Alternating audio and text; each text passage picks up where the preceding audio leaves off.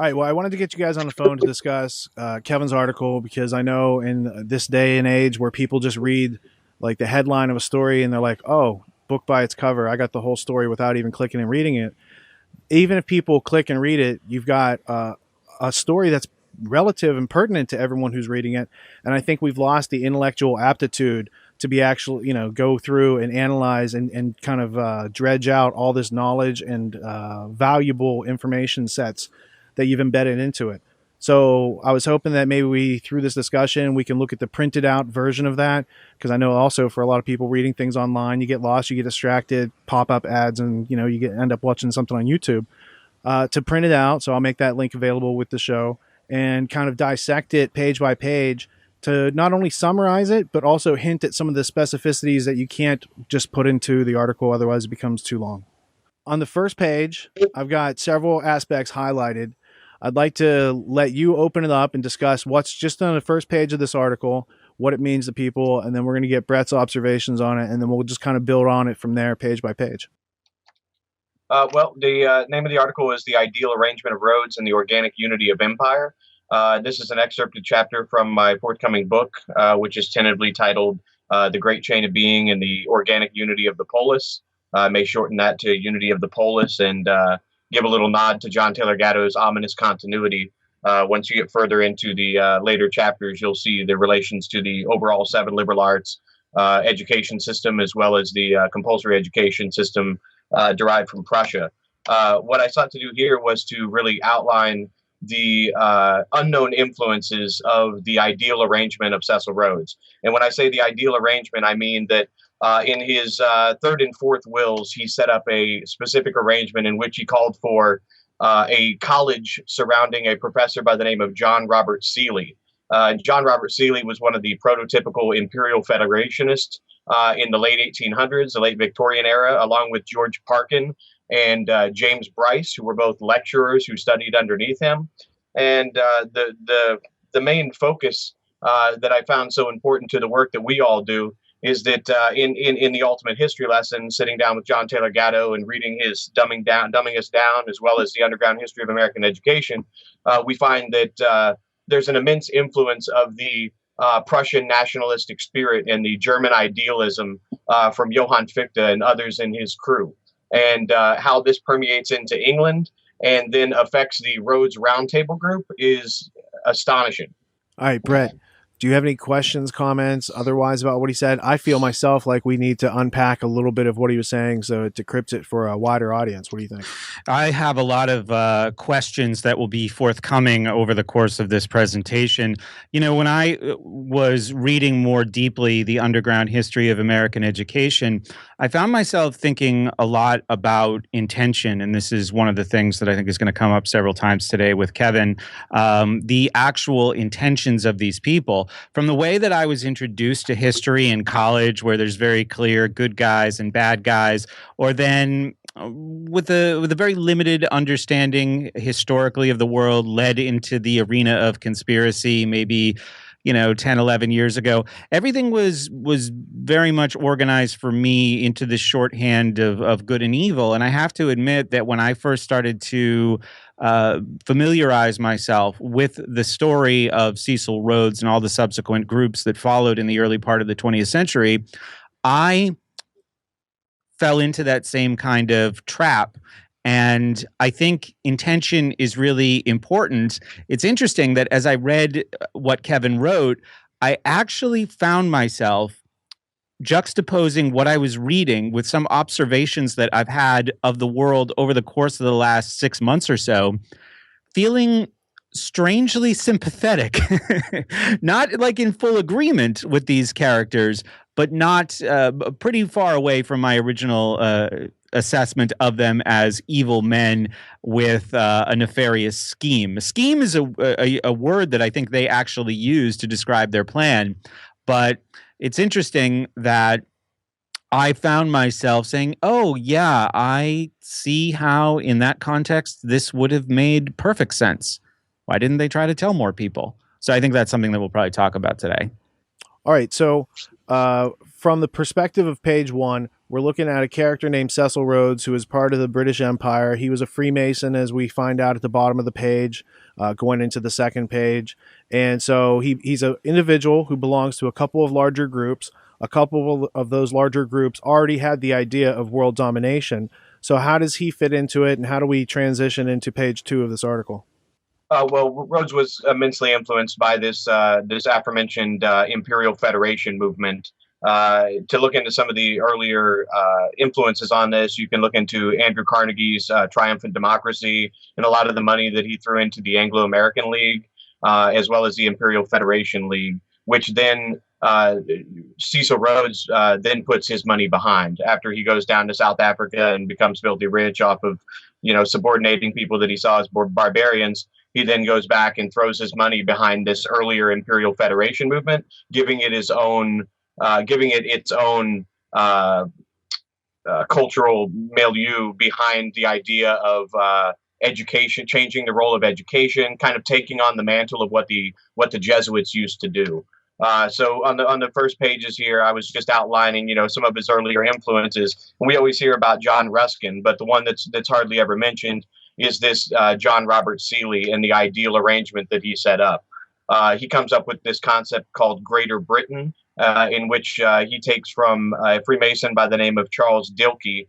And they're basically just trying to repurpose the nature of empire to try to create a spatio-temporal consciousness shift as to what constitutes a national culture. So they saw all of these ideas of nationalism coming out of German idealism, and they sought to appropriate that to the English culture because they were still relying on a lot of the Latin classical models of learning, and they felt like that if they didn't shore up some of their own learning techniques, they would go by the wayside.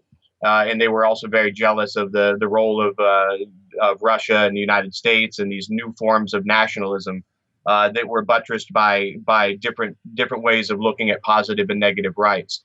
On the, closing up the first page on here, I just outlined how Rhodes found his initiation into Freemasonry. He found it to be woefully inadequate for the sculpting of English gentlemen.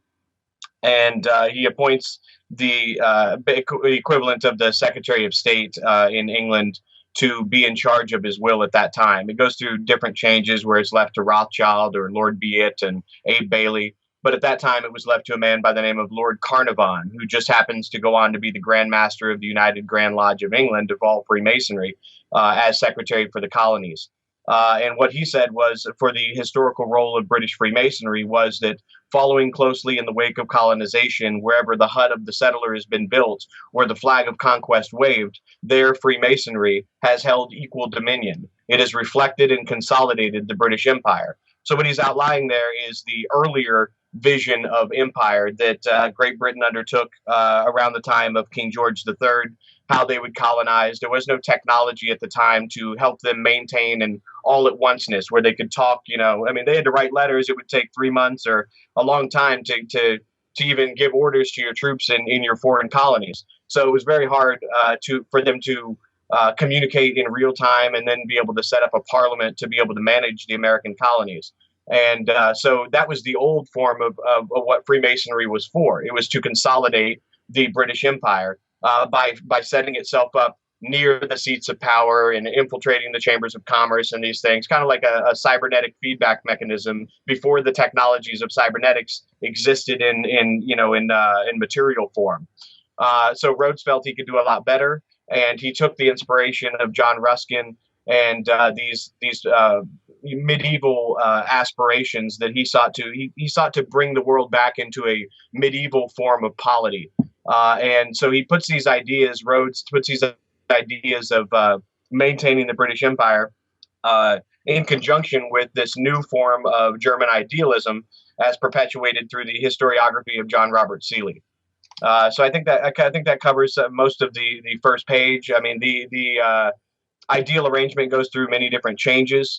You see within the Anglo-American Establishment by Carroll Quigley, he outlines the Society of the Elect, and then you have the inner and outer circles. So these rings within rings of public and private influence peddling. And the point that I was trying to make clear here is that instead of looking at it from a conspiratorial point of view, You look at it from this point of view that they themselves adopted, which was this strategy of organic union, which is adopting the cardinal and ordinal elements of a story in order to spin your own web across vast distances. And it didn't so much as matter as if the temporal control, like, within the Jesuits, you'd have Loyola and then down to his subordinates, and they were to follow exactly what they were supposed to do. But then they could also go off and develop different liberalities and different mentalities on different issues, and they spun their own webs. So it was always done under what's called the grand design of the building, which is a Freemasonic concept that goes back to some of these earlier quote unquote mystery religions, going back to the problems of universals, going to Pythagoras. So without getting too far down the road, that covers kind of my introduction to it. I think it's often understated the role that William T. Stead had in kind of spurring Cecil Rhodes to complete his ideas. And he even takes credit at times for recommending to him the various scholarships and lectureships that they would set up to perpetuate their goals. So it wasn't this top-down temporal control conspiracy. It was a very well done story, a history, his story, Cecil Rhodes' story, and his will, in which they try to keep the organic unity as high as possible to the ideals that he inscribed, knowing that over time you need to change your thinking for different situations that arise. So it wasn't this, conspiratorial, everybody is calling each other or writing each other letters and saying necessarily do it this way, do it this way. It was you have free reign as long as these ideals are the end result.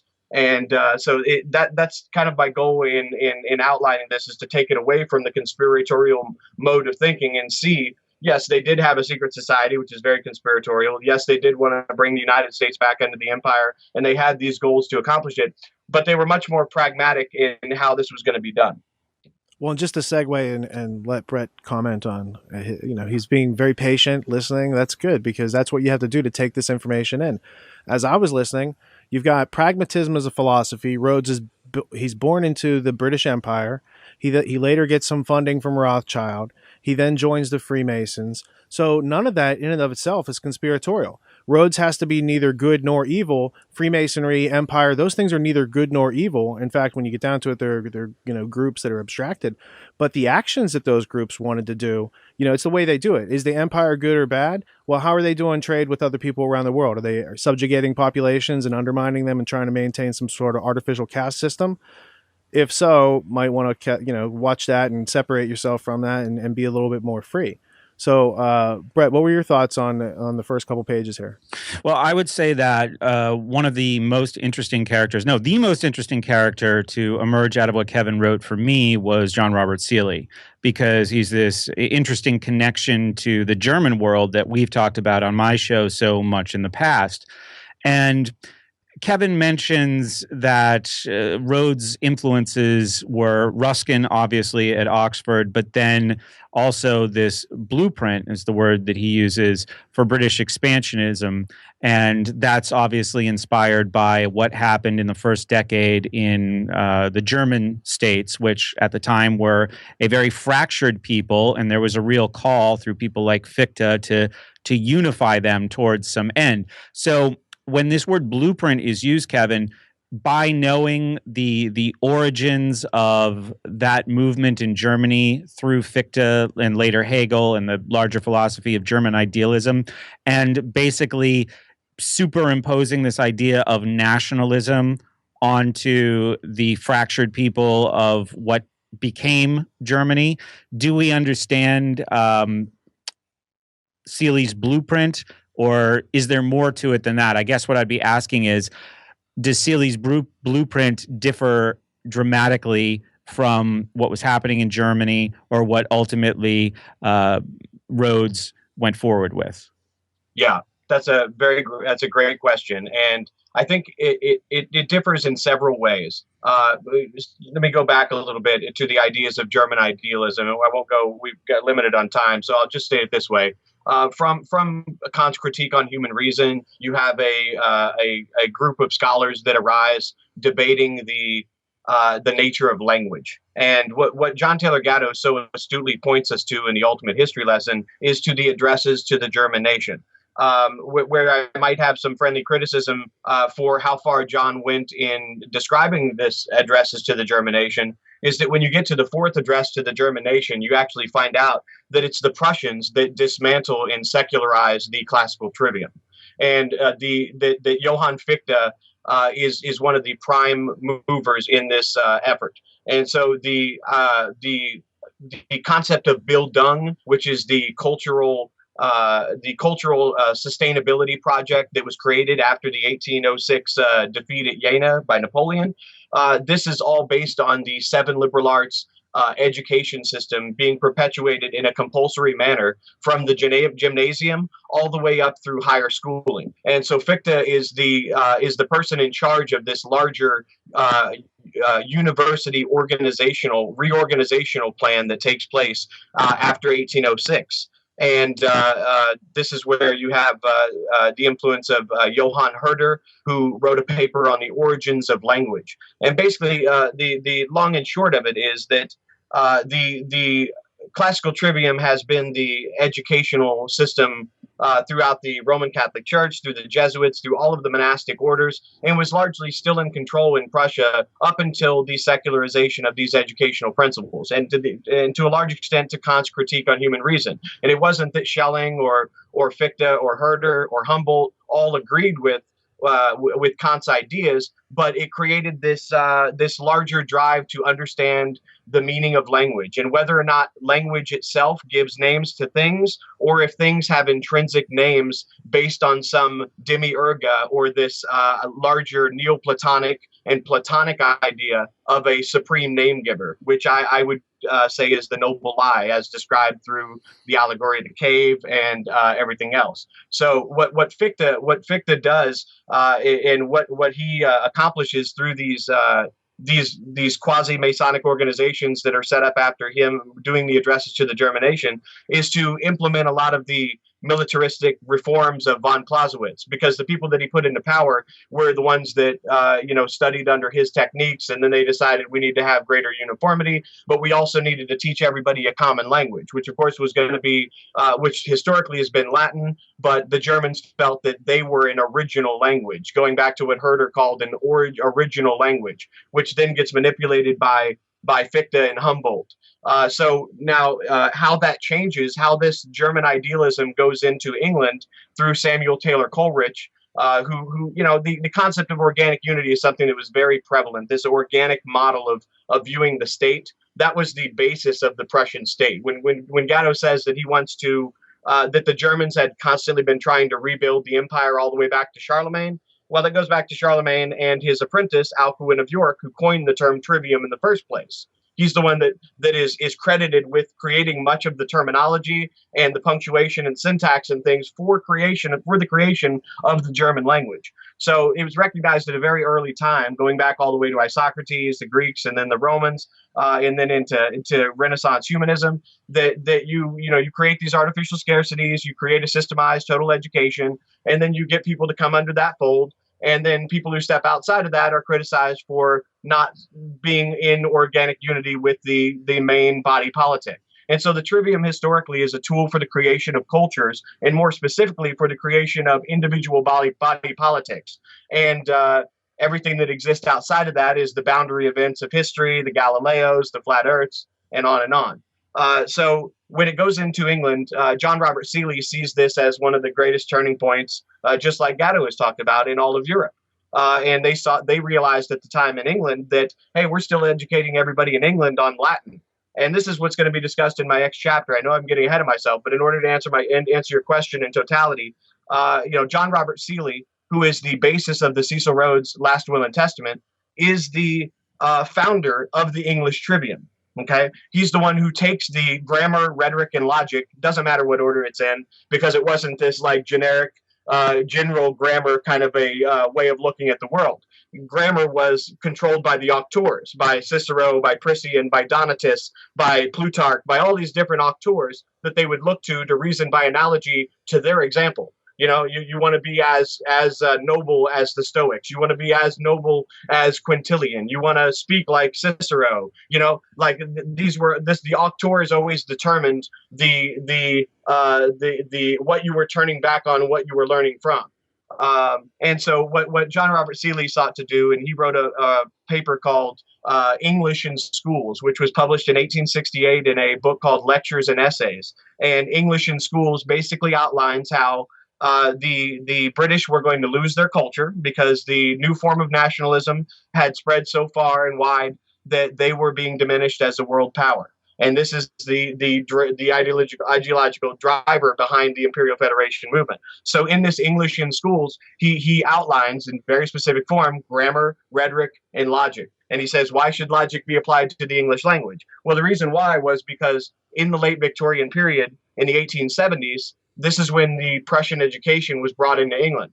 And Matthew Arnold, who was one of Cicero's heroes, as well as many others, a well-known literary critic, wrote a book called Culture and Anarchy, where he outlines that there's this higher culture that the few have always had, but the masses have always been relegated to their own dialects and their own stupidity. And he looked down upon them as not being anything that needed to be taught until the masses started demanding to be included in the franchise. And so in the late Victorian period, there's a great book called The Intellectuals and the Masses by an author I can't remember right now, but it explains how during the late Victorian period, the masses rose up and wanted to be included in education. So John Robert Seeley said, if we're going to have all these new people come online, we need to change the way we've been doing things, because the old classical education, the old Latin trivium, isn't even working for our specific class. It's not creating the aristocracy that it used to. What we need to do is we need to apply this to the masses, except we need to use the English language. So they're not studying,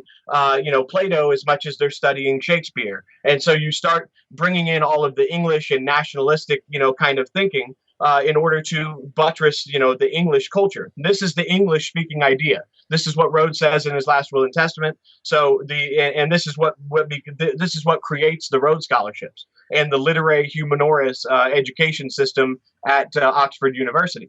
And also, when it comes into the United States, it comes in via one pathway, and this is through the great books of the Western world. And this was a continuation of the project set forward by the Rhodes Scholars, because Frank Adeolette, the secretary of the Rhodes Scholarship, said that he spilled the beans in a book called Frank Adeolette and the Oxford Approach to English Studies in America from 1908 to 1940, that the goal of the Rhodes Scholarships was the introduction of the very best of English education into the United States. And it's no coincidence that at the same time that John Robert Seeley is writing about English in schools, that William Torrey Harris is leading up to the Committee of 10 and the solidification of English grammar in the United States. So there's a whole lot there to unpack. But yeah, there's a huge difference in the German idealistic version, because what they were really trying to do was, in some senses, not all of them, Herder in particular, was trying to get to the truth, whether or not the lie of Plato's Timaeus was true. This idea of a great chain of being where a supreme godhead came down and gave original names to things. You can look at it another way, because in the Neoplatonic thought, they actually believed that everything was a simulacra, that everything was a copy of something from the original source. So the demiurga, or the one, was a perfect being, and everything that it created was actually an imitation of something real from that realm. And Neoplatonism is the basis of all Freemasonry. When you look into the symbology of all Freemasonry, Neoplatonism is the basis of this idea of the gradations. It was written in the protege of Ficino during the Platonic Academy in the Renaissance. And Ficino is the one who rediscovers and applies the Hermetic text to this new creation of a Christian Kabbalah, which Gino Denning got wrong in the third hour of the talk with Jan Irving on and various other podcasts, because he's applying this idea that was a syncretic creation. The liberal arts were essentially a manifestation of a Neoplatonic overlay, where they were reinterpreting Plato in a way that would be necessary to create division and create secrecy. And so when you look into the history of the Great Chain of Being, you find that Freemasonry is based on a paper, based on facts divulged in a paper by Pico della Mirandola, called The Oration on the Dignity of Man. And it's all about how man needs to go through these hierarchical levels and stages, these grades, like the first degree, the second degree, the third degree, or first grade, second grade, third grade through high school. This graduated learning, the artificial extension of childhood. All of these ideas are within this. Just before Brett jumps back in, you've got Venice reigniting interest in Plato. That's Neoplatonism, which is then harnessed by a group called Freemasons who use a tool called the classical Trivium to do what's called encyclios paideia, or create a limited circle of information in order to colonize places for the British Empire. You talked a lot about Seeley, but I think you skipped over a part that would help people understand the connection between the Prussian education, the Rhodes Scholars, people like William Torrey Harris, who's Prussian scholar and Rhodes Scholar. And it's The Life of Stein. And it's got a funny name, that book, but why would people want to read it, and how does it play into the story that you just talked about? Sure. The Life of Stein is one of two books that I highlighted in this paper, The Expansion of England and the Life and Times of Stein, which is Prussia during the Napoleonic Age. And in this book, he professes his infatuation to Johann Fichte and the addresses to the German nation, and how this new form of nationalism could be used to buttress the Prussian state. And they were doing it using an organic model, where they would have the body, all of these things are inscribed still in the terminology of schooling. You have the body politic, and then you have the student body. You have this organic metaphor. So what Seeley was doing with The Life and Times of Stein was basically just writing about what took place in Prussia after the defeat by Napoleon of the Prussian forces, and how they were able to bring a bunch of disparate parts of their territory together using education. I believe that, if I read correctly, there's like 36 universities in Prussia all at that time, and they were trying to unite all of these universities along one organizational plan, and they did so using the encyclopedic method. And I have that in Fichte's own words, which will be included in the paper I'll be releasing soon. So at that time in history, there was a bunch of empires competing with each other, most of whom were all grandchildren of Queen Victoria. And the British look at how the Germans were doing it. They say, that's good, but not good enough. It doesn't meet our needs. They started to amend it. And then they said, hey, what if we amended it to this other nation that also had a bunch of disparate states that once came together, very much like how Germany was formed? Sure. Yeah. And that's, I mean, it's really what it comes down to, is that Fichte put forth this strategy that was immensely useful for late Victorian England, and then into Cecil Rhodes' time. This is what he put his money behind to effect that change, because they felt that they were being diminished. I mean, at one point, William T. Stead and Cecil Rhodes, some empire builder, you have quotes of them saying, if we have to, we'll join the United States. We'll become subordinate to them. If we, and later, of course, the proteges of Rhodes discover how to control foreign policy by using Seeley's ideas, except having a close cooperation with the people in those colonies in order to create what was called international relations. Because what they do is they use discipline creation as a strategy, almost like creating a simulacra out of that. Like, if I was going to say, like, us three now constitute the national investigatory team of the Rhodes Trust, and I make that claim to a bunch of people. Well, it's on us to maintain that claim. It's the same. It's the use of language as a way to create new realities. And so, yeah, I hope that answers your question. I think the overall strategy will be discussed more as we get to the influence of Romantic nationalism. Right on. What do you got to say, Brad? You've been so patient. Thank you, man. Well, when this is being discussed, The Life and Times of Stein, in the article, Kevin reports that Seeley felt that Fichte's ideas with respect to maybe shaping culture or cultural conversation through language could be applied generally. And it's certainly the case because, connecting the past to the present, we see this going on today in America's universities. I think there was, bear with me for a second, because there was a quote, you're referencing Deborah Wormel in her book, John Seeley and the Uses of History. And what page are you on of the article? Little dirty secret here. I do not have it paginated, That's fine. guys. I had I think we were up to page 5 and we started talking about Seeley. So we're somewhere page 6 or 7. You might find what I'm looking for. What Brett's mentioning now. All right. The quote, her quote is, Seeley's goal in writing and teaching history was to create in the British people a single national consciousness with respect to the past, their mutual obligations, and the destiny of the state. And, this is an agenda that takes place in the United States right up to today, certainly in a much cruder form, with the policing and reshaping of language. Now, a lot of people see that as something that's going on Facebook or Twitter specifically, but there are active campaigns in America's universities. You can ask people like Hans Hermann Hoppe or Walter Block, the people who've come under fire for some of the content of their lectures in politically correct school settings. There is an effort to go through and not only cleanse the language, but actually cleanse certain aspects of history. Like when I was first introduced to history, I was very excited in college to learn that it was more complex and interesting than the Disney version that I had been fed in K through 12 education. But revision can go over the line. And I think that's certainly what we're seeing now, where people with this very progressive, or just simply put, PC agenda, are now combing back through the 20th century, the 19th century, even into the 18th century, and sanitizing what is available to the students to be able to push their very specific agenda further into the 21st century, which is very scary.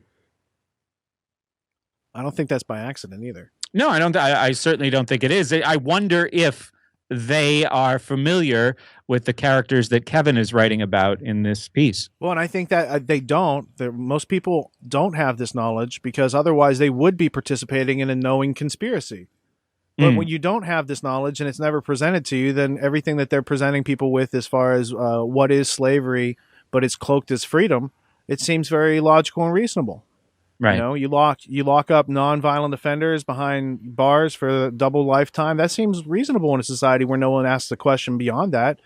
Did he get a fair trial? These sort of things, So I don't know. I see the trend that they've instilled in America over the last 100+ years is to be very assumptive, trust whatever the authorities are. Don't look into the story. Don't check it out for yourself. Otherwise, I think people would have realized a lot sooner that information is artificially withheld. I mean, it's purposely withheld to create an artificial scarcity so that people don't make the right decisions. And that shows that the people who are doing those sort of things, taking advantage of other people, know that they're doing something wrong because they call national security on it. And indeed. And the teachers' college isn't given this information, so how could they teach people about it? Because they in their formation, once upon a time, were jettisoned or created out of the conspiracy. Yeah, I agree that most of the people who are tasked with the transmittal of this are completely ignorant of the larger history and the larger agenda, I would say. And you have to think back in the day. It's like, I was watching The Thin Red Line, which is based on a James Jones novel about Guadalcanal and the key placement of it in World War II because the Japanese were controlling the airstrip and we needed to control it to win the war and all this stuff, right? And it's like there's a quote during the movie where they say that, it's all about property. It's just all about getting property for some people and taking it away from other people. And that these are the poor guys that actually have to go do it. And it's a movie that doesn't glamorize war. I saw it back in the 90s when they made it. I thought it was a really boring movie and didn't have much substance. But when you actually watch it, it's made that way purposely. So you wouldn't think it's a glamorous thing, that you wouldn't think it's easy or any of those things. But, it also shows the trivial nature, kind of like the Smedley Butler perspective of these guys are just sending the meat grinders. So these other people can control the property and take the resources and control those human beings. And that's a story version of human history. Well said. Well, and you can see how some of these ideas, have evolved over time. And when I'm talking about, we're all talking about the use of education. Or the use of information in order to manipulate other people. We now live in an open source environment where it's really hard for a lot of these universities and things to justify their monopoly on credentials, because it becomes a paper tiger where you see that the credential can't be justified by the education that achieves it, and then on the other side there's no opportunity for somebody who achieves this education on their own to prove that worth, because they never have the credential to fill the spot that's already ordained by society and the way things have been set up along these stages and gradations. Well, So once upon a time, the credentials represented skills that were actually useful to other people, and they would therefore pay you for that skill a couple hours a day or whatever. And I don't think the universities are really turning out skills anymore, because what skills do you need to turn out when everything's being outsourced and shipped out to slave labor or other places in the world? I think what you have is a consumer base that is so dumbed down that they're consuming a whole bunch of projects and products that are made by slaves. And instead of saying, no, we want this made by local workers and have local accountability and make sure that that company doesn't act like a corporate, monster. If these companies are going to have corporate personhood, let's make sure they're at least not monsters or homicidal maniacs, and people therefore would have jobs and all these other things would go on. But those simple blocks, those key blocks in governmental legislation change the whole landscape for millions and millions of people. And yet they never see that their lives are being controlled at the stroke of some other people's pens and paper and words on a piece of paper that they never had any agreement to. Well, yeah, I mean, what I was focusing on when I brought this up a little bit earlier was the control of language, which is ultimately the control of thought. And the implications of that are widespread and quite disastrous. And I think that covers everything that we're talking about here. Even the diminishing efficacy of a high-priced education. Well, you'd have to be capable of some critical thinking to really do the cause and effect analysis of that. And most people are not doing it. If you follow trends, there's still at high schools today, college is still treated like the 13th grade. There's still a bunch of federal money being pumped into this operation, even though the results are clear. This is failing and not producing the desired results for the people who invest in it. But, bottom line for me is that everybody understands how our thoughts turn into our words, but it's and I think it's something that goes through pretty much everything that Kevin wrote. Our words are also able to become our thoughts, and like I said, that has far-reaching consequences. Yeah, and that I'm sorry, that language itself, carries some organic unity to some very bad things if done in an authoritative manner.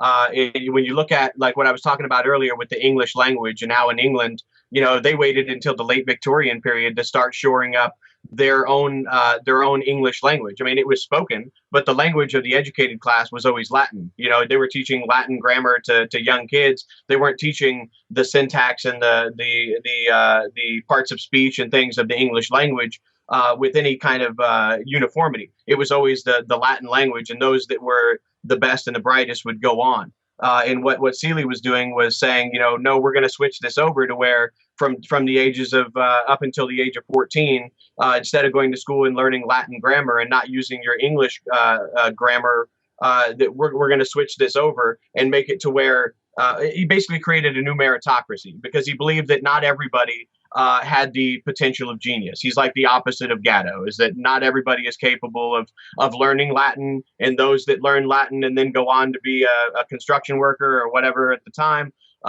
there's no reason to do that. So, they were kind of making Latin learning, Latin, Greek, and higher language learning for the, if you didn't go past age 14, you didn't learn Latin at all. Is what his proposal was, and what got enacted after the Education Act of 1870 by Matthew Arnold. And so you had all these, it wasn't only Fichte that was influenced by German idealism. Like I said, Coleridge, Matthew Arnold himself was a school inspector, and he went to Prussia just like Horace Mann. In fact, there's an interesting book called An Awkward Echo, Matthew Arnold and John Dewey, and there's some similarities. It's worth checking out. But when the English language didn't even have solidified grammatical rules or any kind of uniformity itself until like the late 1600s, early 1700s. And so for it to go from all the way from 1700s to 1868, for John Robert Seeley to be the one calling for this new grammar, rhetoric, and logic of Latin to be applied to the English language was pretty amazing. Because in the United States, Thomas Jefferson, Noah Webster, John Adams, and Ben Franklin had already adopted the English language that the English language needed to be shored up as a mother tongue for the United States. And so they were still using Latin in the United States. They decided we're going to go to English before you guys even go to English, and we're going to create a more powerful American English than anybody's ever known. But they were also going to be deferential to the Dutch, the German, the Scandinavians, and those others that were in the United States as well. This is why there was so much of an interest in comparative grammar. And instead of using grammars, they would use spellers, and they would use neologisms as a way to create new realities. And Ben Franklin himself said that, if there, there's always been this mantra that's repeated that if you know Latin, you know the key to all languages, and that was even true in his time. And he called BS on it in his autobiography, and in his creation of the Philadelphia College and Academy called the English School, which is one of the first schools in the United States to have an English grammar. And this is Ben Franklin, among Noah Webster and others. And then there were students of Ben Franklin that took his English grammar. There was no rhetoric, logic, trivium associated with it, because that had already been seen as connected to too much religion. And this is why Jefferson takes it out of William and Mary. He goes there and reorganizes the Trivium and Quadrivium, completely changes that curriculum and dismantles it, because he says that the Trivium and Quadrivium liberal arts system is too much tied to the hierarchy of the great chain of being, or the kings and queens and bishops and so on. And another point I wanted, before we get too far away from it, when I mentioned Neoplatonism earlier, it's worth mentioning that it was in Prussia itself that the term Neoplatonism is created. And so the idea of looking back at Plotinus and some of his contemporaries that reinterpreted Plato's works and kind of skewed it, goes to Prussia. They created this term Neoplatonism to refer to this eclectic look at Plato's work. And I have, in the chapter I'll be releasing on the American Revolution and the rejection of the Trivium in many forms, I have Thomas Jefferson and John Adams' letters in which they denounce the demiurga, and they denounce Neoplatonism, and they denounce the idea that there's a supreme name giver that came down and gave all names to things, as does Thomas Paine in The Age of Reason, in his denunciation of language being capable of a universal medium. And this is where I get into the idea later in the paper about this King of the Hill quest to establish an artificial scarcity, a false universalism, of the English language, rather than accepting the diversity and the intrinsic value of everyone else and their own thinking. Because what it really comes down to is, and J.R. Seeley admits to, is that human beings intrinsically have the ability to speak and reason prior to coming to school. It's only the schoolmaster that imparts this glass cage over top of it to harness it and tell him what that is. He becomes the authority for the subject. And then that creates the organic unity of the minds, which, the organic unity of the minds is a concept going back to, as I said before, the Neoplatonic idea of the one, and the simulacra, the creation of beings from the perfection, in that, that's not a rock because a bunch of humans made some noises and decided that's a rock. It's a rock because we are interpreters of the one, and we are saying its actual real name. That's a rock, that's a tree, instead of recognizing the intrinsic value of native cultures that were just as sophisticated as the Greeks, Romans, or others that are held up as being the end-all be-all of civilization. The knowledge of at the same time that the Greeks are solidifying these total education systems, the Maya are solidifying their mathematical techniques. But they burn down their technology every 50 years instead of accumulating it. And so if they had considered, hey, we're burning our technology every 50 years and creating new stuff, what if someone across the ocean is not doing it? It was beyond their conception. It was outside of their artificial scarcity created by nature, because the limitations of physical nature, create. So that's a natural scarcity, I guess. But there were so many things that you hit on while you were talking. I see it progressing through ages as you're talking, because you had the Vatican. Well, first off, that people read Greek and Latin so that they could read the books of people who came before them in the Western world, at least, right? So in Prussian nationalism, when somebody else is interpreting, when they're between you and reading those languages, they could say anything they want about Plato and Neoplatonism. right? And then the other idea is that as the Vatican strengthened, Latin became a dominant language even in what became later England and Great Britain. And at a certain point, Henry VIII is like, no, that church is out of here. We're going to create our own church to control our own population. Then they have the King James Bible, and that comes from the Knights Templar in Scotland. Then now they have a unified language. Because if you just look at the 20th century and say, well, how can these guys come up with an idea of the English-speaking world being the dominant force and all this other stuff? But they had already, in their culture, in their upbringing, been told about hundreds of years of the steps being taken in that direction. So for them, inside the empire, it's very non-conspiratorial. It seems like the kind thing to do to go let those natives have new technology and harness their population and stuff, right? So they had totally convinced themselves that dealing in opium and heroin and other things and getting the Chinese population addicted was fine as long as it held their market up. And you have a very similar thing here in America today where the entire market is held up by funny money, drug marketing, importation of drugs, all this black market stuff that Catherine Austin Fitts at one point said if you turned all that off, the market would crash, meaning that the entire market we have today has no integrity. Yeah, there's a quote that John Robert Seeley says that touches on some of that sentiment. He says that all of the pride and strength of an aristocracy comes from the sense of ancestry, and every member of a historic nation may have something of this sense and something of that pride that springs from it. He has but to make himself familiar with the past. And so he's outlining how, in the past it was these limited aristocracies that were the intellectual creators, but they were letting the population into the franchise. And so, yeah, language is immensely important in the control of thinking. And my point that I'm trying to impart here is that I agree with James Madison, and I agree with the ideas that reason is inherent. It's not something that has to be learned. You could take grammar, rhetoric, and logic and juxtapose that to Madison's sense, perception, and judgment, which he saw as the cognitive faculties of the mind. So once you have an authority that is telling you, this is how it has to be done, you need to conform to these standards, that creates the uniformity of culture necessary to perpetuate oneself. And what the key thing that John Robert Seeley did was he enshrined that into the state system. Brett, did you have anything to comment on before we continue in the paper? This was something that we flashed by. It almost sounds passé to say, but I think it's really worth stressing because it's a connection to the practical, and it made me think. I thought a couple of times actually about my experience working as a tutor of the English language over the course of the past 10 years.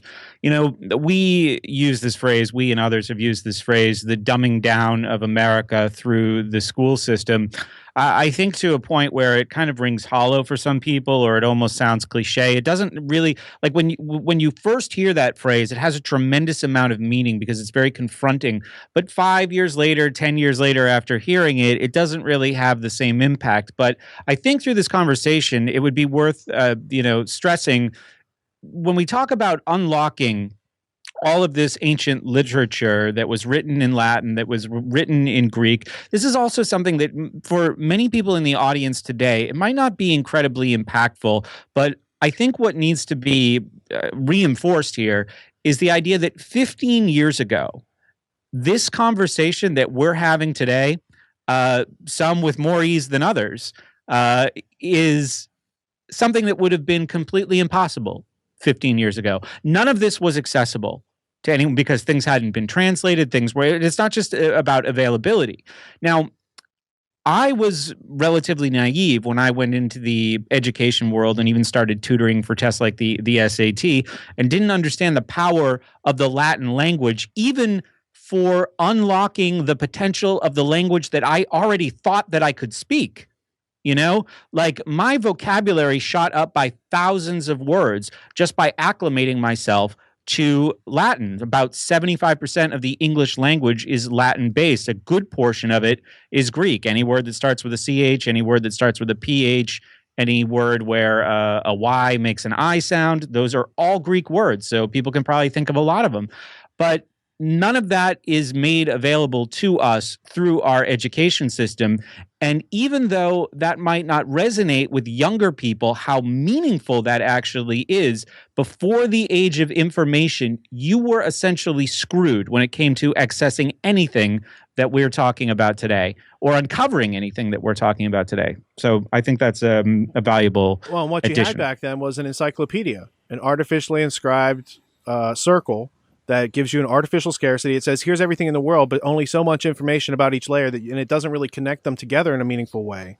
But that's the key. Here's everything. And that's how it was presented to me. Britannica. It was on, my parents' library shelf. Yeah. Here is everything in the world. And if it's not in there, you don't need to worry about it, basically. Right. Well, and the other thing that you bring up about being able to read classical languages is that you discover that thousands of years ago, people were here before us, and they had lives very similar to what we do today, with the exception of technology. You still had politics and religious conversations and people struggling for freedom and people struggling to keep their business away from the people who are trying to plunder it through taxation and things like that. So I think that also, people today, at least seems like the most recent generations, have such a small window given to them of history that they can't make, the contextual understanding to put themselves in the place of where they are. They get too small of a map, and they're like, they're barely moving through a part, and they can't see where they're coming from and where they're going. So to me, that seems like through the schooling system, if we're not being given the tools to have, a way to understand the unknown and to overcome fear through learning and to build self-esteem and self-confidence from actually being able to do things through having experience and knowing that if you don't know how to do something, you can learn how to do it. And you see other people do this all the time. It's self-reinforcing, and you have a whole nation of people that learn how to do that. How do you take it over? You could become part of it, and that was part of Rhodes's plan. They could become part of that, or they could use a little propaganda and start to affect, while everyone's having a good time, start to affect the mechanisms of their government and slowly change it back to a system of bicameral House of Lords, House of Commons, and you're all part of a big English-speaking Commonwealth, and we're actually doing their bidding without even knowing it in this country for the past, how many decades. Right. That's a great point, and it brings me to the differences between the German state or the Prussian state and the United States of America, and the differences to be found in the dichotomy of positive and negative rights, and the arguments between Jefferson and Adams and the federal models. All right, so break that down Jefferson, for everybody. Positive and negative rights sounds very ambiguous. People don't even like to talk about their rights. What is positive and negative rights, and how is Prussia different than America? Well, just to put it in a practical form, positive rights would be the need to be licensed, the need to be brought into uniformity with a set of universal principles, and the negative rights would be like a state system that is there to protect the citizens from itself rather than the opposite. In this case, the negative rights is what instills freedom, and the positive rights instills a form of empire or tyranny over other people and dictates how they have to do things. And they might have to pay a tax if they want to be a painter, or they might have to be federally authorized if they want to do it, be a teacher, things like this, right? Sure. Yeah. And that's where the dichotomy is expressed. You can get into whether or not some positive rights are necessary for any kind of a society that relies on, creating an entity to keep out real threats and things like that. But, they tried to inscribe it in something so limited that the positive aspects of it would be negated by the diversity of the culture itself. Because the difference between, the British culture and culture here is that the culture in America is not organized around English as its organizing principle. The organizing principles were to be these first principles, as Thomas Paine said. He says the American constitutions were to liberty what a grammar is to language. They define its parts of speech and practically construct them into syntax. And this is along with him saying that language is not capable of being a universal medium.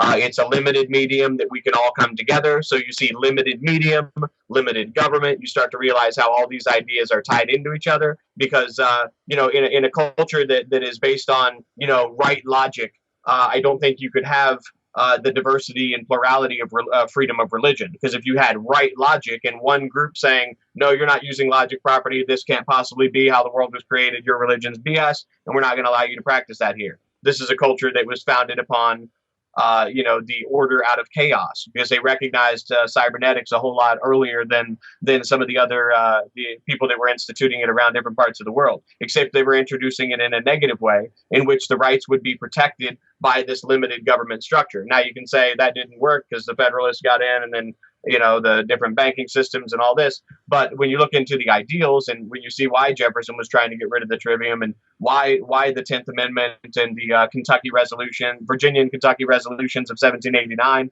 that Madison and Jefferson wrote in order for states to be able to nullify the federal government. That's in the same way that I can say to anybody who wants to dictate language to me that no, weather is not spelled weather, it's spelled this other way. We can spell it any way we want.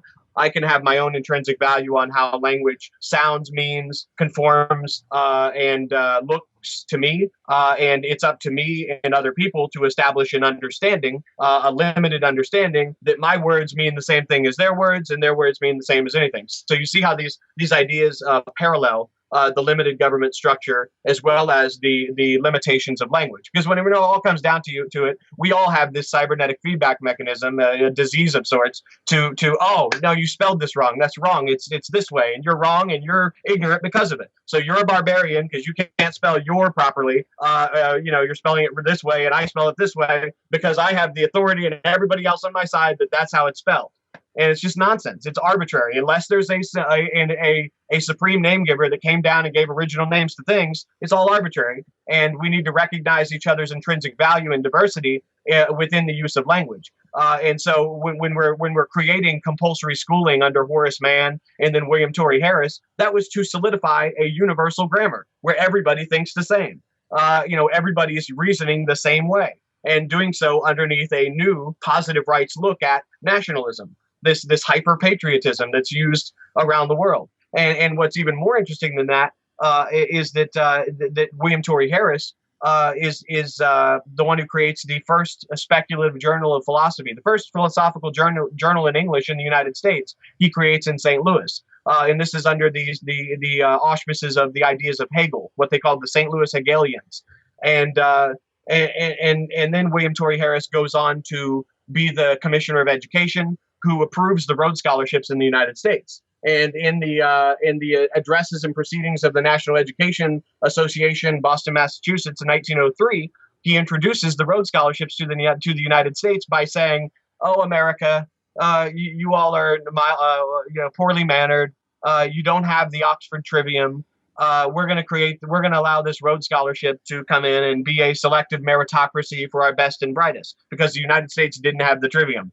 And this is what he says. This is what he says in 1903, is that we don't have the qualities, the character of the gentleman that is necessary to be leaders on the world stage, and we need to have the Trivium. So the same guy that's responsible for creating the first journal of philosophy in the United States, the first English journal, who then brings in the first kindergartens under Susan Blow in St. Louis, even before it existed in Massachusetts, before it was even universalized, is the same person that solidifies the Rhodes Scholarships. I had another point with William Torrey Harris, but it escaped me, so I'll pass that off and maybe it'll come back to me. Well, it occurs to me that some of the ideas of Freemasonry and its connection to Neoplatonism and the Trivium funnel through Matthew Arnold and a couple other people who are amiable to all those ideas.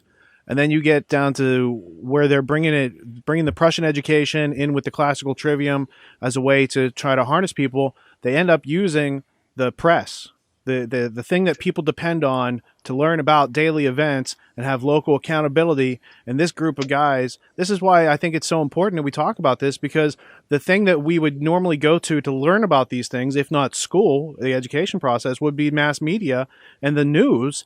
And they decided to undermine that whole process. And so we're at about page 12 of 14, I think. So sure. I thought of that point. Sorry to interrupt you, but I want to make sure I get this in because it's immensely important. When William Torrey Harris creates this Journal of Speculative Philosophy, this is where all of Fichte's ideas were introduced into the United States.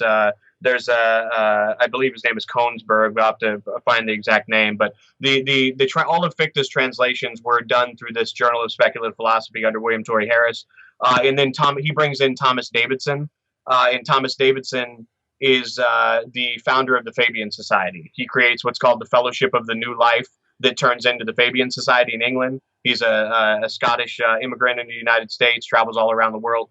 But what's notable is that in this Journal of Speculative Philosophy, the guy who would go on to found the Fabian Society one of the most respected educational historians. There's like three: Elwood P. Coverley, Thomas Davidson, and Paul Abelson are the three respected, educational historians of the time. And Thomas Davidson, for the first time ever, translates the grammar of Dionysius Thrax or Thrace into English from Latin. So the first grammar that is known to the ancient world, that we know of as the first grammar, the first solidification of the right way of doing everything, all the right ways of language, gets translated into English by the guy that goes on to be the head of the Fabian Society, who creates the Fabian Society, and then has a splinter with it because he ends up siding on the side of freedom versus the socialists with Edward Piazzi and Beatrice Webb and others. Well, but he's not without a lot of their symbol is a wolf in sheep's clothing, right, and it's all founded on the idea of ethics and of Plato's ethics, Neoplatonic look at Plato's ethics. Which, when you look at like historical accounts of the Trivium, when you realize that the Trivium is a bunch of auctors creating how you're supposed to learn about the world, and everything is reasoning by analogy. And so this is the basis of ethical thought in general, is that you are reasoning by analogy to the earlier standards that were set down for you. And that's not a good that's not a good method of thinking. Reasoning by analogy is not the scientific process of trying to provide somebody with a hypothesis and showing a proof that they can replicate. And you go from experiment to experience, as it were. Sure. So where are we at in the paper here? I wanted to know, if Brett, what do you got to say there? Buddy? I have a question for Kevin. I'm just interested because it was, I guess it was like 2.5 years ago, the three of us did a show on this effort, but many decades into the future. And sure. Kevin mentioned the introduction of the Rhodes Scholarship into the United States in 1903, right? If you were just to, this is kind of a difficult question, or maybe it isn't.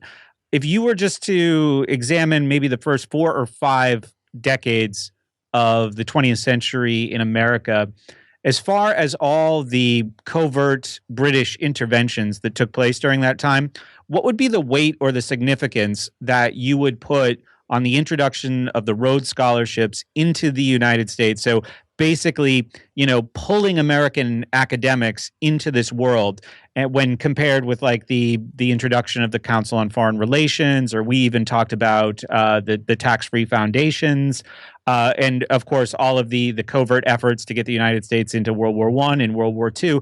But when you kind of weigh all of these interventions, how significant, how much weight does that 1903 introduction of the Rhodes Scholarships carry in your mind? I think it's the most pivotal moment in the history of internationalism and international relations, in my opinion. And it goes back a little further. The scholarships came in 1902. This national education paper was published in 1903, but it was from a speech, I believe, that William Torrey Harris gave in 2002. But they created what was called the Pilgrim Society, which was to be the first enactment of this multifaceted rings within rings approach of affecting people in different colonies. And it was centered around the American ambassador to England and the Pilgrim Society there. And then they had the British ambassador come to the Pilgrim Society in the United States. And the Pilgrim Society is the project from which the CFR and the Rhodes Scholarships were all created from. If you want to trace a lineage, what it amounts to is that we talk about globalization, and we can point out rightly how the CFR, not rightly that they're doing it, but rightly how they've been at the forefront of global governance and pushing for a global polity, a global body politic under world federalism for a very long time. All of this goes back to this drive to create a parliament in New York and London that Seeley saw as being the reason why they weren't able to rescue the United States for the empire, was that they didn't have a parliament. Rhodes and Seeley both felt that. And so after Rhodes died, the Pilgrim Society was this new parliament, except instead of being a parliament for the people and be representation, it was a parliament of J.P. Morgan and Benjamin Disraelis and Arthur Balfour and James Bryce and Colonel Roberts, who headed Rhodes' campaign during the Second Boer War. And so the Rhodes Scholarships were then introduced. It was the president of the American Pilgrim Society was a guy by the name of Nicholas Marie Butler, who is the president of Columbia University, and I've got Carnegie sources, Foundation. and the president of the Carnegie Institute for International Peace. And one of the last factoids in this article that I put down was it shows how the Carnegie Institution for International Peace, sponsored wholeheartedly the Rhodes Scholarships introduction in the United States. Nicholas Murray Butler, head of the Pilgrim Society, he's also the head of the National Rhodes Scholarships Committee that picks the state committee members that would then pick their state members. So you see how this organizational system is set up. You have one central location, and then they create underlings and subordinates and people that would then bring each two people from each state to then go over to England. And so the answer to your question is that that internationalism existed very early in the early 20th century because of the technology that existed to allow this to take place. They were able to use the Atlantic Wire, years before it was available for public use.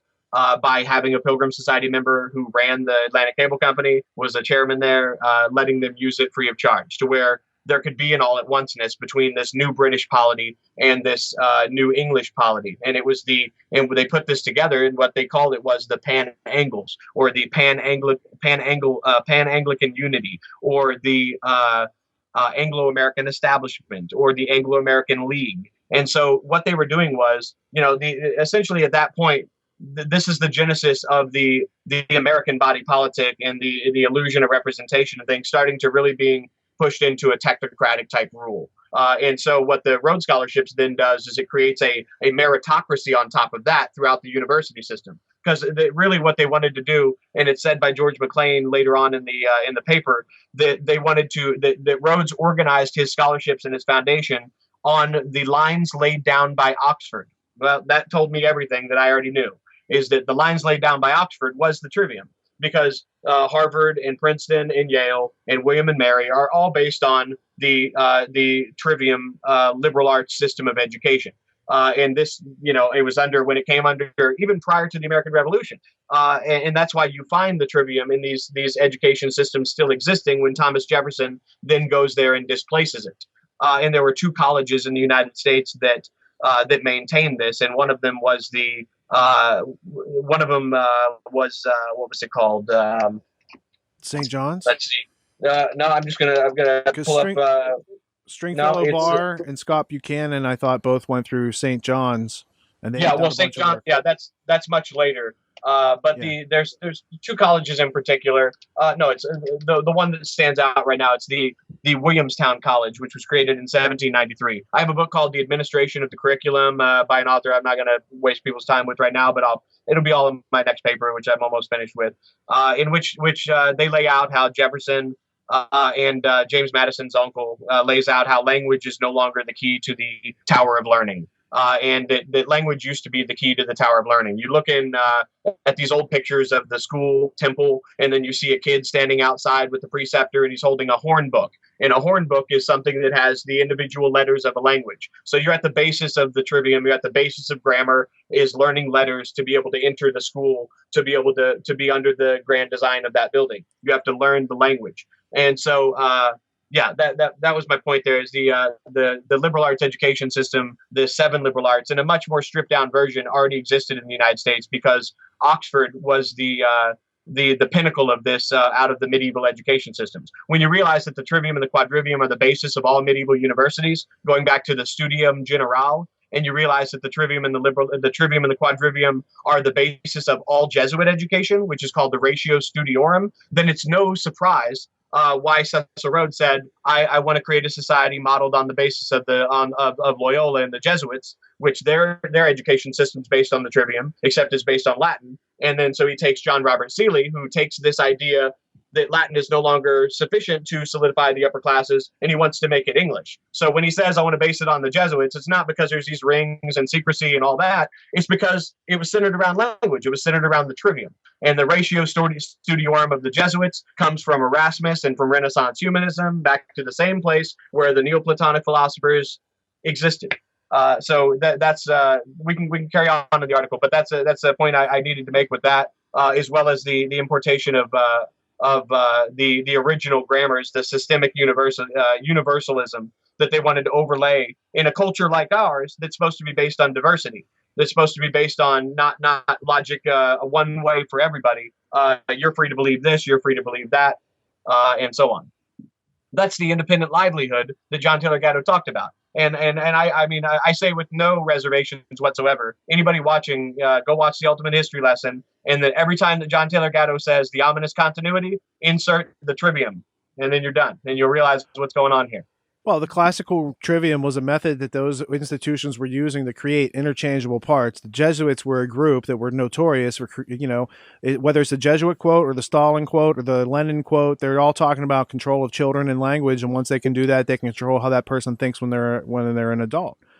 So with all that being given, having taken over an integrated, taken over the education system, made it into a schooling system, integration of Prussian education into the American classroom, if you will, how does that then transition to William T. Stead, the taking over of journalism, controlling of language from that higher authoritative perspective, and how does it all come together into what we see today as the machinations of a multi-hundred-year geopolitical agenda? That's a great question. It's the use of propaganda. You see how this builds over time, and that's what I was trying to say earlier. Is that if you look at the Trivium, you look at the basis of it in grammar, you're learning the letters and the basics of language. But once you get older, once you get into higher levels of learning, you realize that all of literary theory and all of literary criticism falls underneath the terminology of grammar. And so you have all of these different literary theorists later on in the 1930s and 1940s who create this organization called the Moot. And what they were doing was that they recognized it was T.S. Eliot, Dorothy Sayers, who goes on to write The Lost Tools of Learning, and I'll tell you why, as well as J.H. Oldham, who was a Rhodes Roundtable member who set up this whole organization. So this Moot, the purpose of it was for they recognized that Christianity and the secularization of culture created a major problem for organizing any kind of morality or organizing any kind of correct thinking within society. And so they created these moots that are based on the original Roundtable group. To your larger question, it's the answer is propaganda. Is that it's no coincidence, and this should be very interesting to people listening. That Edward Bernays, writes a book on propaganda. Well, it was his uncle. It was his great uncle, Jacob Bernays, who is the one who's responsible for determining that the encyclios paideia actually just meant a total education. It's him. It's his great uncle's the dude responsible for this. Just like T.S. Eliot, his great grandfather is the person responsible for introducing the term encyclopedia into British culture. So to your larger question, the answer to that is propaganda. But how they did it, they created this organization called the Moot that was supposed to secularize Christianity and secularize education by turning things back towards a medieval polity. And this group went from 1930 to 1938 to 1947. To interrupt you real quick, you've mentioned medieval polity twice during the conversation. I take that to mean serfs and feudalism as a form of government. Yes. Okay. Right. Where there is no actual body politic, where it's all controlled by an aristocracy, where there is no actual real body politic. The Trivium existed in the Universalist education of Charlemagne was all done through the monastic schools and through the friars and the Benedictine orders and all these different things. It wasn't for the masses. This wasn't something that was being taught to everybody. It was for, the sons and daughters of the kings and queens that would be brought into the Palace School at Aachen or at the Palace School of York to be brought into this, this new form of education, which was basically just Roman education appropriated to Christianity. The Trivium itself didn't even get coined until the year 780, after the year 780, I believe. So to your larger question, I may have jumped around a little bit, but you said William T. Stead. The goal was just propaganda and in all different forms. And so they realized through John Robert Seeley's expansion of England that technology could be used as a way to tie polities together, whether it be the technologies of steam and the trains, and whether it be radio technology, whether it be television later on. What was most important was the medium itself. And this is where you get into Marshall McLuhan, and returning everything to a poetic form. Because at the highest levels of the elite, to put it in the most generic terms, John Crow Ransom, who's a Rhodes Scholar himself, said, of all the elites and people I know, art is the true religion. Art and poetry is the true religion, because at the highest levels, the goal from Isocrates on was to teach rulers not to be despotic, but to be virtuous, and to stop them from being despotic or existentialist, where they would just go kill a bunch of people and realize that for their thinking it didn't matter because they didn't have any moral center. That there was something else that was needed to replace the role of religion, and this is the basis of Neoplatonic thought as well. Is that they needed a grand cycle of myths. Well, and that's where secularism comes out to challenge the Vatican's control on Western civilization at that point too. I just want to go real quick to Brett because he's got 9 minutes left before he has a hard break, and then we'll end the show. So, Brett, what are your closing comments, questions for Kevin that he, Ooh, I'd have to totally change directions. Maybe not entirely, but there is one thing that I wanted to bring up that I just hinted at the very beginning of our conversation today. There's a section towards the end called "Shifting the Body Politic by Controlling the Conversation." Page 12. Mm-hmm. Yep. Yes. I assume so. And the first paragraph is, in summation, J.R. Seeley and Cecil Rhodes both believe that if the British had been able to establish a centralized parliamentary system in the latter half of the 18th century, the American cause for independence and the entire American Revolution would have been avoided. In the absence of being able to achieve a global polity for the empire with any immediacy in his time, Rhodes, and this is the part, Rhodes wholeheartedly embraced Seeley's English-speaking idea as the best way forward for the ultimate recovery of the United States as an integral part of the British Empire. When I read this, and I started thinking about some of the things that I've observed geopolitically and even just nationally in the last 6 months or so, I started to actually wonder, am I propagandized by expressing this notion that I'm somewhat sympathetic to the idea of a beneficial unity between Western powers, not even necessarily Western English-speaking powers, in the context of potential enemies today. So wind that back 115, 120 years ago, they're dealing with the Boer Wars. So there's this culture clash with what's happening in South Africa. They've certainly, this is the British Empire. So at this point, by the turn of the 20th century, they've mixed it up with everybody, and they know who's out there, and they know you talked about other cultures being advanced in other places, but maybe they didn't think so at Oxford University. Like Ruskin said, like we have a gift to give to the world. It's called our culture. And I think they really believe that. But it must have been just like maybe today when an American watches videos of the emigration crisis or the migration crisis in some of the European states, and they say, that's a scary thing to see. There's videos of this on YouTube.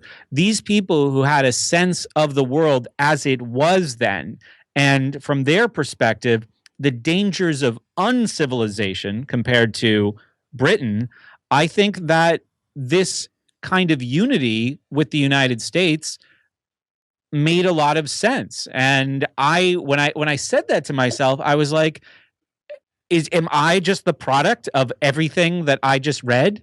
Have I not been able to escape this kind of thinking that was put into me, that has been put into this culture for decades? I was certainly schooled, at least subtly, in these ideas. What do you guys think of that?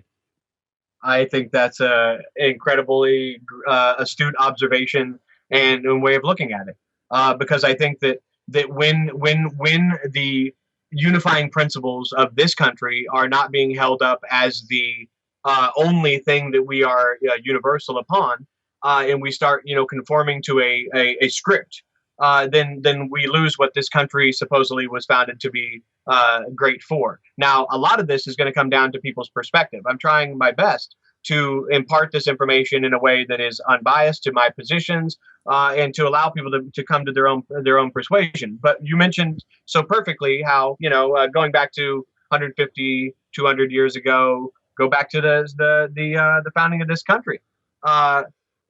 What they were dealing with, trying to change the polity within the United States, was trying to upset a largely anti-interventionist America that was very much bent on isolationism and staying out of the world's affairs and not getting involved as the benevolent helper, to follow Rudyard Kipling's cat around the world. So I think, that's what it comes down to at the time that they were trying to introduce this and to use the English speaking idea. The English speaking idea was just an amalgamation of strategies necessary to merge the two cultures together. And when you realize that NATO itself, the NATO alliance, is created by a Rhodes Scholar by the name of S. Scott Reed, with Vincent Massey, who's the son-in-law of George Parkin, who introduced the Rhodes Scholarships in the United States, you start to see how incestuous this thing is. Well, then you said you had Clinton as president, who was a Rhodes Scholar, and Wesley Clark in charge of NATO. He was Supreme Commander as a Rhodes Scholar during the time of Clinton. With Robert Reich in charge of the Department of Labor as a Rhodes Scholar. Right, so it's not that they're all bad. There just is this ominous continuity that they're at the head of. There's a lot of history behind it. One of the books that I feel put some of what Kevin's describing into words was a book called Cowboys to Gentlemen. And it's about the Rhodes Scholars and their infiltration in the United States and changing their culture. But that's the name of the book. That was their goal, to take the cowboys who were self-reliant, self-confident, had self-esteem, and get them changed over through taking away their experience and real knowledge about the world, making them subordinate through 2 world wars. America hadn't had any experience with fighting overseas, and the British were all too happy to help. Here's how you put all your stuff on a ship. Here's how you take it over there. Here's how you establish your little colonies.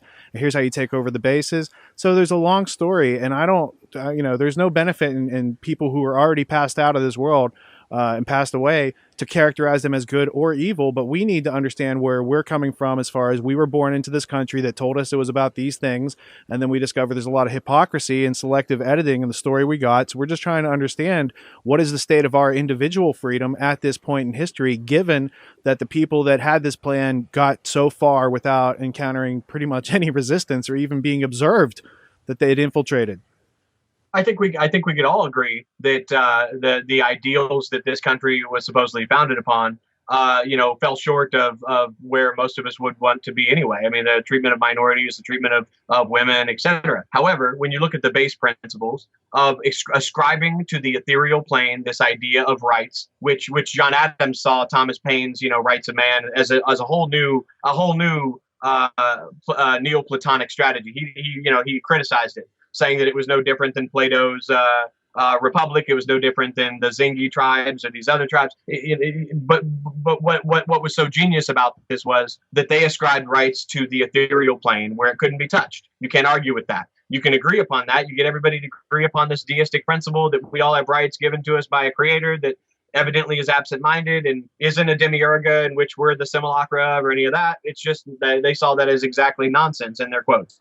So, it's a difference in organizational principles. If there was going to be a trivium in Kyklios Paideia education in this country, it needed to be strictly along the lines of the way limited government works. If that's your ideological persuasion. If your ideological persuasion is of a positive rights way of looking at it and strong nationalism, then you believe maybe another way. Well, I think that unlimited government comes from limited education, and that unlimited education produces limited government. Yeah, well, I think uniquely this limited government came from cannonballs hitting people in the face, and that's why this limited government came.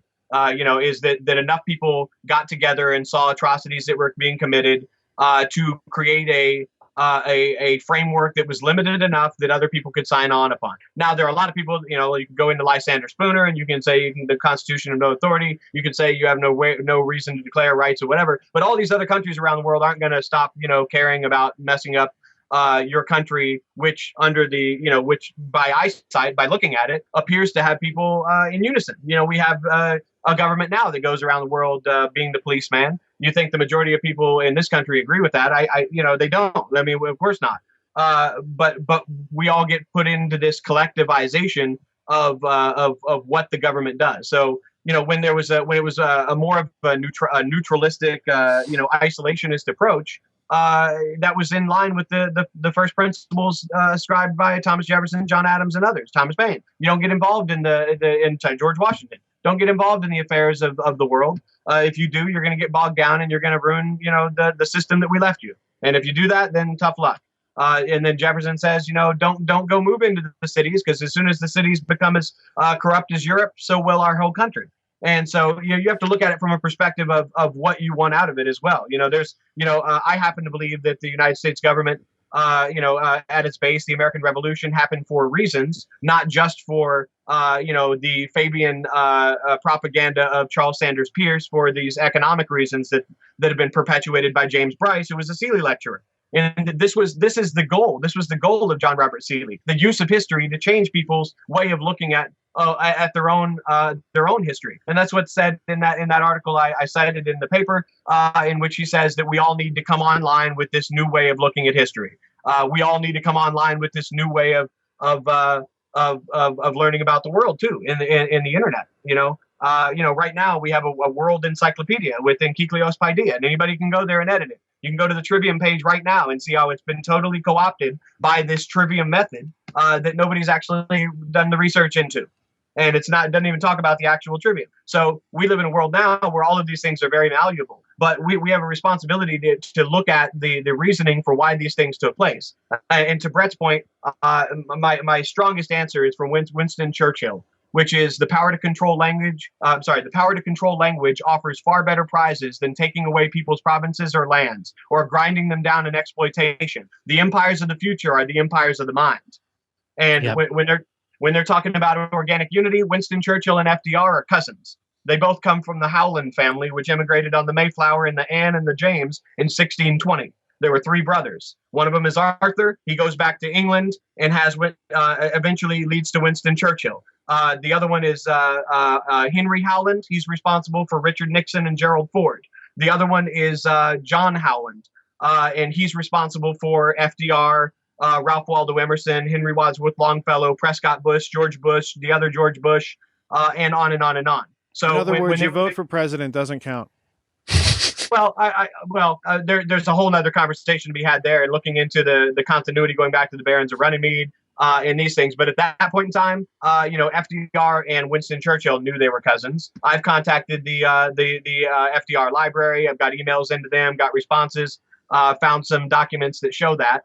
And so there's much more going on in trying to merge these different types of polities. And so they realized that it was no longer beneficial to just go around the world and conquering people in a despotic fashion. The way to be sustainable and to have have your empire be the king of the hill that everybody looks back to is to conquer people's minds. And you do that through whatever means necessary. And the means necessary are the means available. And that's why I was getting into, Marshall McLuhan, who wrote his Trivium thesis under I.A. Richards. And I.A. Richards is a member of the Macy conferences. He came into the United States to bring the Trivium to Harvard University in what's called the Harvard Red Book, which he wrote with James Bryant Conant, which ties into the Ultimate History Lesson. And when he came over here to write this this Red Book, which introduced the updated Trivium general education in the United States, he said technology to the rescue. That's what he said, because it was viewed as a technology. And it was a technology that creates uniform types of cultures, whether it's a uniform culture without a body politic or a uniform culture without. Go back to who wrote. I'm going to let Brett have the last word here. I'm going to throw in one quote. It's from page 10 of your paper. It's by John Robert Seeley. It says, "We seem, as it were, to have conquered and peopled half the world in a fit of absence of mind." Brett, you get the last word for this show. Oh, I don't know if I've formed it yet. What is that? What is that in reference to specifically? Like, can I have a little more context? I'm looking at the quote right now too. "We seem, as it were, to have conquered and peopled half the world in a fit of absence of mind." I took it as they weren't paying attention to what the British Empire was doing, and they carried out their plans and took over. Yeah, what he's saying is there that that prior to them systematizing, taking the systems approach from Prussia, that they had already went around the world and they had already established Greater Britain through things like Freemasonry, through the great pirates that Buckminster Fuller talks about, by going around, knocking somebody on the head and saying, "You're the leader now. Find your biggest guys. We'll be back to give you guys more power to keep you in charge." Oh, I would think, yeah, mostly just through economic interests in the preceding centuries. You can read the book by Kipling, The Man Who Would Be King, or you can see the movie with Sean Connery and Michael Caine, which I highly recommend. And you can see how the Freemason mercenaries go into a country, take over a warlord, then ameliorate themselves to them, offer arms and to go take over their enemies, and then before you know it, they're taking over a whole country. And that's like the basis of how colonization happens in the first place. Okay, so I'm rereading it now, and it's like what he's saying is it's not that we made a mistake in the past, which is how I read it the first time, which made it a little hard. He's saying, look what we did with our heads up our asses. Yeah. Imagine what we can do once they're not there, basically. Yeah. Okay, and Dorothy Sayers said the same thing, because she had a lot of imperialistic tendencies as well. She said that the British went, not the exact quote, but she said that the British went around the world with put the parrot on the shoulder. Maybe they came back with Cleopatra's needle, maybe something better. It was just kind of like this nonchalant. We were so great that this is just in our natural being that we conquer. That everybody else is a barbarian to our sense of class. Gotcha. That makes sense. In closing, I just want to say thanks for including me in the conversation. It's been a very educational day. Yeah, thanks a lot for having me, guys, and I really enjoyed it. And I will have a next chapter released soon on the history of the English-speaking peoples as pertains to the Trivium, and how that filters all the way down through the Rhodes Scholarships to where we get to the Trivium method, in the creation of the Trivium method in the early 1900s, 1920 to be exact, by a Rhodes Scholar. So we'll maybe pick up on that in another show. I also think it's cool how years after we interviewed Gatto, we're still going through the interview he gave us, breaking it down and finding all this meaty substance that ties into it. Like he's like, if you guys only knew, and it's going to take you a while to find out, but here's some keys to it. So Kevin, I appreciate you taking the time to not only dig into all this. I mean, you're always doing the reading and the research, but doing the output is what takes a lot of work, and formulating it and offering it to people. And I'm sure if people have questions, they can email you, and we'll follow up next time you get the next article, the next chapter out. Cool. Thank you very much. My website is at unityofthepolis.com, POLIS.com, or you can reach me at info@tragedyandhope.com as well. And I hope to have that next paper out by the time of this video's release. So thanks a lot, guys. Right on. This has been A Deep End, and polis means people. Peace.